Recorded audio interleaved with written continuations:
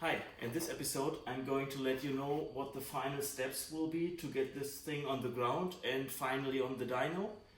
And I'm going to show you the engine I've chosen for the upcoming monster truck build.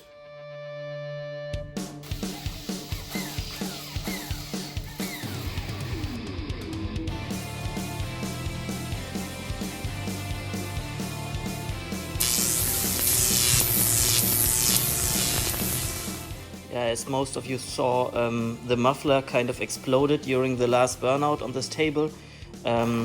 Initially, I had to shorten this one to get it inside the frame, and I pressed it back together, but yeah, obviously it wasn't strong enough, so I'm going to bolt this up.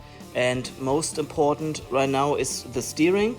I'll get to that in a second and explain what my thoughts are in this area.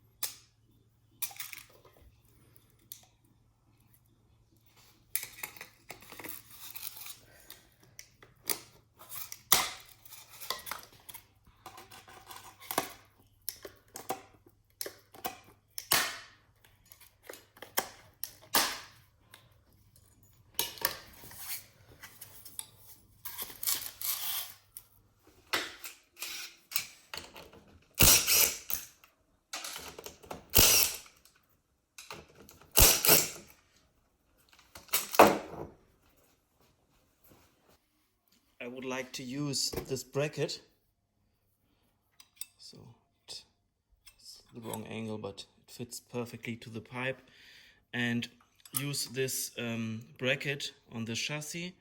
But problem is they are pre-drilled from the factory, so they are already too big for the M6 screw I want to use. So I will use this hole anyway, but install M6 threaded inserts.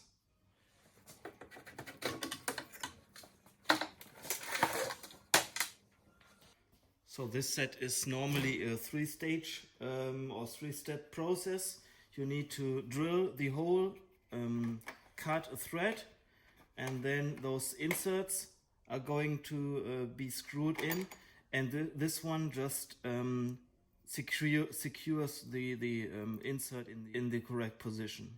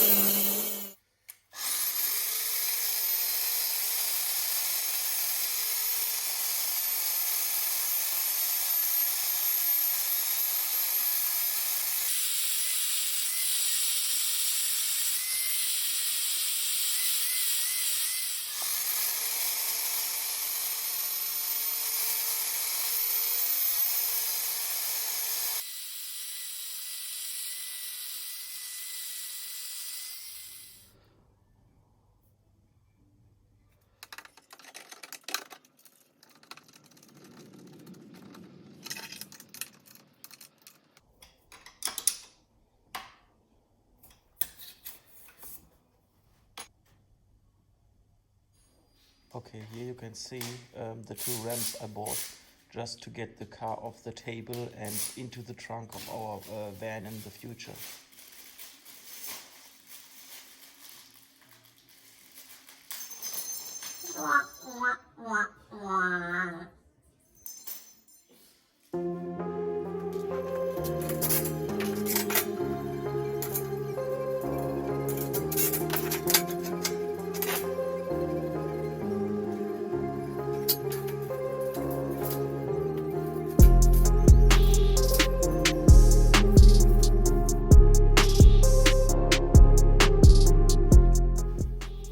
The last thing I'm really concerned about is the whole steering and the steering linkage, because this thing is what came with the steering servo and it only has an M5 set screw inserted here, and the servo shaft has a flat spot. So normally you just screw this where the flat spot is, tighten it, and it should be strong enough, but what I did is, because I need more travel, I built this steel arm, inserted an M6 screw just to make some tests on the table, and even with the M6 screw, it came loose. So I'm thinking right now, I ordered a couple of parts just to see which is going to be a little bit stronger. So let me show you the options. So what I've done, I ordered 3 different versions. I'm not sure which one I'm going to use. All of them should have much more clamping force to be really secure, and what I like most right now is those keys can be inserted here, and they will be on the flat spot on the servo shaft, and I think this is the most secure way. Sadly, they are only available in this length. I searched a lot for this one for the key, but I could only get those 2 smaller ones.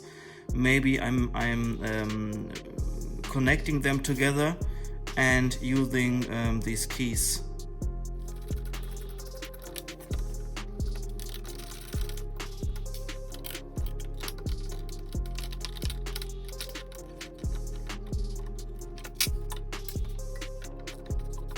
By the way, you can see that everything here is already scratched and kind of messed up. I don't care at the moment, because you see I'm still working and improving.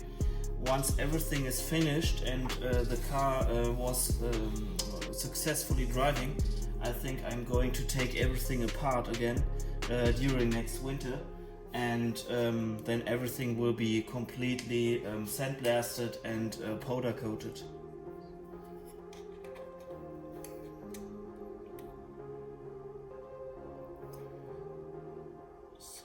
Doesn't look too bad. Again, out of all 3 options, this is what I really like most.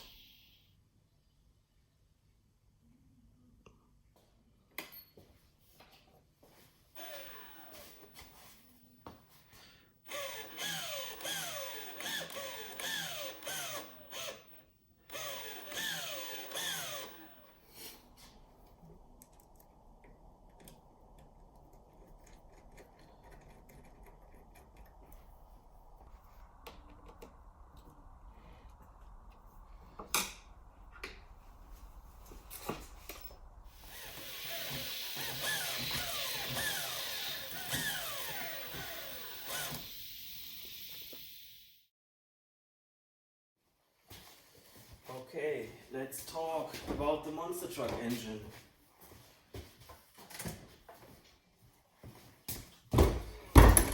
Okay, this is the engine I'm going to use for the monster truck project.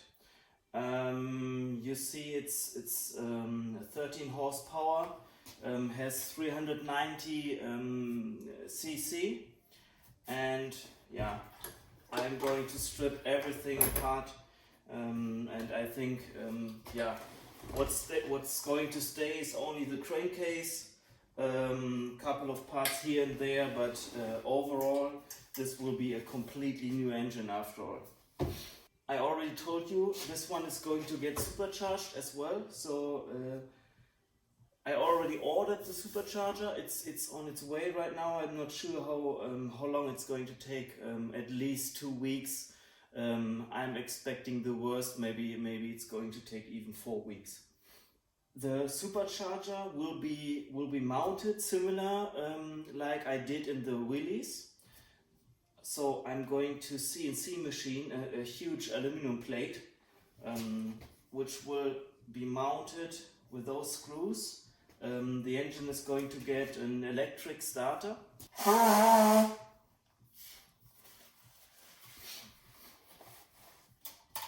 I'm going EFI as well on this one, although yeah, I'm already pretty scared about the costs.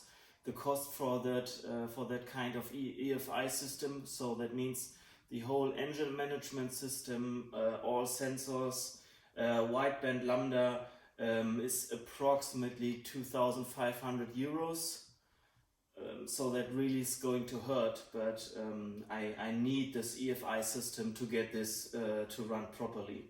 Also, something I'm not sure if I can tell you already is, I know this might sound crazy, but I'm really thinking of buying a complete kart engine dyno.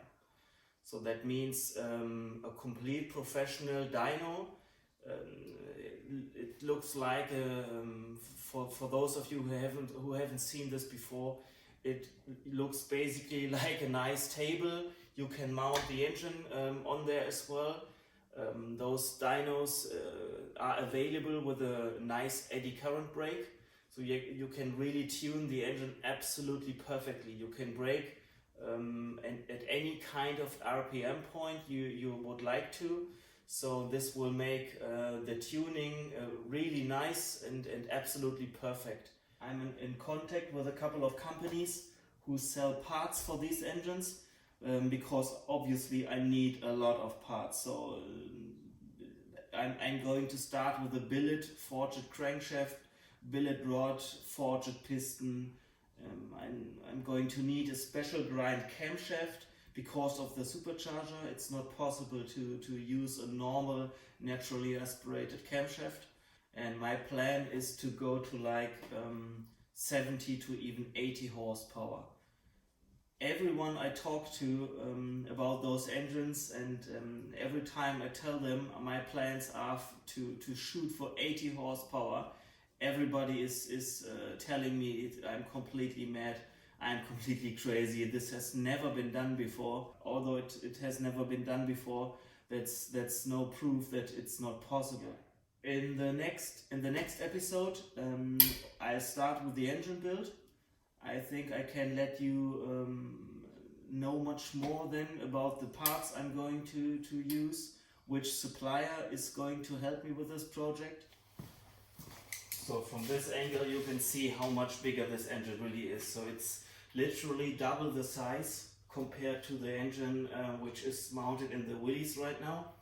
And a lot of people ask me why I go with those cheap kart engines, because they are really easy to work on. What I really like is you can get all kinds of parts, everything you can imagine, from billet, roller rockers, chromoly, push rods, everything. So this is really nice and useful, because I don't want to manufacture any kind of engine parts. Everything is available, and also if I measure this one, I know most of you are watching from the US, but it's roughly 48 centimeters, and this is about the maximum size I can fit in the new body. The new fiberglass body will be finished in a couple of months, but before I'm going to go to my friend Henry, who manufactures all those bodies. He supplied the Willys body, and after I needed to get it much wider than normally, he even made it wider for me. And although the really final body, it's kind of difficult to explain because I don't want to let you know already, but I will pick up a body in about 1 or maximum 2 weeks. This won't be the final body, but it has the correct shape. There's only one detail missing there, but it's already enough to start building the whole cage, the whole frame for the monster truck. Oh, by the way, I hope you're still with me. 2 more things. I'm so proud and so happy that there's a huge crowd of people following me with those crazy ideas. I can't express this in English. I would normally need to do this in German. Yeah, but I'm so thankful to everyone who watches, who follows. Most of you maybe saw that I'm also answering all comments, answering all kind of questions. So I'm really thankful for this. I got a lot of nice advices here and there because I'm far away of knowing everything.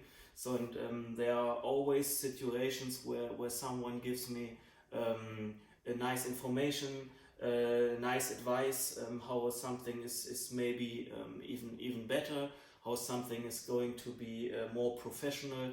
So I'm really thankful for this one. So thanks very much to all of you. Okay, at the end of this video I did put the car on a scale, and yeah, to make it a little bit more interesting, please leave me a comment and estimate how much this thing weighs without the body on top. Whoever comes closest will receive a nice gift. I'm going to think about it, and I'm pretty sure there's something nice. So just estimate how much this thing is going to weigh, and yeah, I will let you know who's the winner in the next video. Yeah, and as usual, to all of you, thank you very much for watching, and see you next time.